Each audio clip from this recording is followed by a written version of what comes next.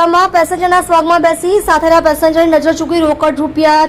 ચોરીના 2 ગુનામાં નાસ્તા ફરતા આરોપીને ઝડપી પાડતી સુરત શહેર SOG police commissioner Anupamsinh Gehlot Surat શહેરના તેમજ અન્ય જિલ્લાઓમાં નોંધાયેલ ગુનામાં નાસ્તા ફરતા આરોપીઓને પકડી પાડવા અંગે આપેલ સૂચના મુજબ નાયબ પોલીસ કમિશનર શ્રી રાજદીપસિંહ નકુમ એસઓજીના માર્ગદર્શન હેઠળ એસઓજીના પોલીસ ઇન્સ્પેક્ટર સોનારાનાઓની સૂચના મુજબ એસઓજી દ્વારા નીચે મુજબની કામગીરી કરવામાં આવેલ છે। ઉપરોક્ત સૂચના અંતર્ગત એસઓજીની ટીમના માણસો દ્વારા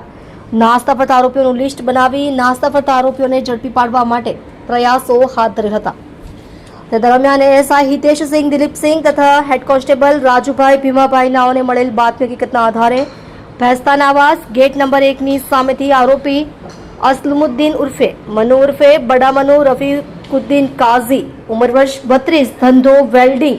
રહે building number B1 room number 14 Bhestan SLC આવાસ ભેસ્તાન સુરત શહેરનાને પકડી પાડવામાં આવેલ છે। મજકૂર આરોપીઓની પૂછપરછ કરતા જણાવેલ કે આજથી 2-1 મહિના પહેલા પોતાના મિત્રો સાથે મળી સારા દરવાજા પાસે